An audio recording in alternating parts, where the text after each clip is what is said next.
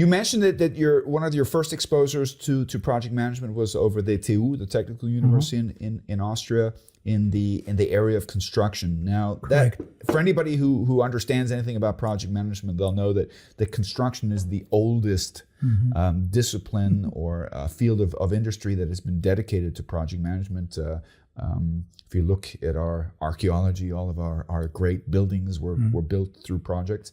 I think it provides you a strong foundation to understand project management. What was the experience transitioning from a more old-fashioned, I might say, construction project management paradigm to a more broader business? You kind of mentioned it that part of it came to this symposium that you had in the 90s. What was the paradigm shift from construction to broader project management? What can you share with us what that's concerned? Rephrase the question.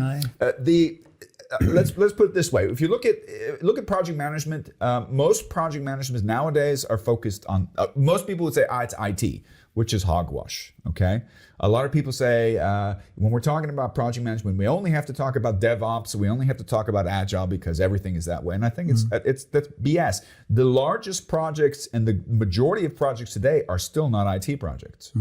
They're organizational development projects, they're product development projects, and they're construction projects. Construction projects, there's very few IT projects that can compete with the complexity of a large building of a dam or building of Burj Al Arab or whatever it might be. So when you started off in project management, you had this construction focus. So you kind of learned it by the rules, right? It's kind of the DNA of project. What you kind of mentioned, this quantitative approach. What led you to the understanding? This doesn't just apply to construction. This has a much broader management relevance. You kind of mentioned it, where you said management by project. What was the spark that kind of lit that flame? Does that make more sense? Yeah, sure. I mean, basically, I think the major benefit of projects and project management is to work objectives oriented, that you have clear objectives, what you want to do, how you want to do it, and so on. And the question is, to what does this benefit apply? Is it just for construction objects that you want to build?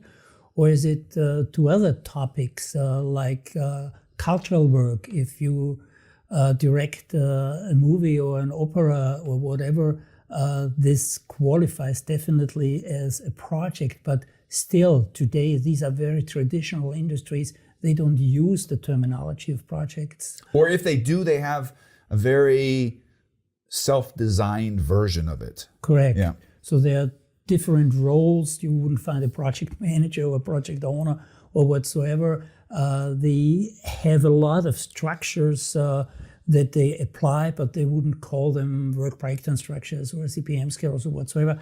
So these things qualify definitely as projects, but they are not perceived as such and are not managed as such. But still, obviously, they are successful, and this is feasible to do it in this way. So all I'm saying is there are so many fields where you can apply projects and project management in order to get the benefits, in order to deal with something which is of strategic relevance, has a high social complexity, and therefore also requires a certain complexity in the management approach that you're using.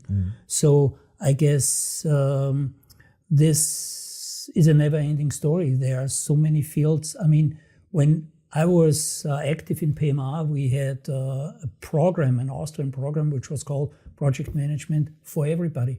So we went to schools. That's what I'm trying to tickle out of you. Project management in the schools. Yeah. And my kids were so embarrassed, but they were studying at the gymnasium, high school, whatsoever, in Vienna. And I addressed the director of the school and said, well, I think that project management might be of relevance for your kids and for you as the staff of running such a school, because you have exchange programs with other schools. You have open days of the school. You implement IT infrastructure in the schools. These are actually school-related projects. And we applied project management for these things, and these were very interesting experiences. And we went so far that we also applied project management in the family. One of my managers of PMI in these days organized his wedding, of course, as a project, and why not, I would say, right? And my mother, she had a knee operation, and mother's new knee was organized as a project, and we had menu tastings because she couldn't move in the kitchen and so on, and all of that was organized in the framework of a project. And we worked with BAWAG, one of the large Austrian banks, and they organized these events, and we had hundreds of participants who were interested in, we had some 10, 15 cases of project management in the family. So, it's a way of thinking. It's this context orientation. It's this objectives orientation.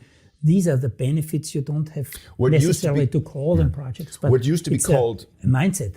What used to be called MBO, management by objectives. Project management is actually the taking MBO to the next level. Say, okay, because I think this is what I always like to tell people when I talk to board members, right? They always ask me, what do I need project management for? I said, well, you guys are all great about when it comes to talking about visions and missions, but that's not even half the game. That's like 1/100th of the game. For your vision to come true, there are hundreds, if not thousands, of people in the background that have to go through complex processes and coordination and collaboration to create your vision. Project management is the manifestation of a vision. I like what you're saying because it kind of reminds me, I'm a big fan of Stephen Covey, the famous author of 7 Habits of Highly Successful People. And when he wrote his book, his original orientation was business, but he also later came out with books for 7 Habits for raising children, 7 Habits for family, because he realized that the skill set that you have in project management is universal. You can use it up to many different things. Funny enough that you mentioned that you offered also going to schools, because I was recently contacted by somebody who took my seminar, a French lady, who said, I was so thrilled with your seminar. We'd love you to come to our high school and talk to the kids about project management. So I can sympathize with that.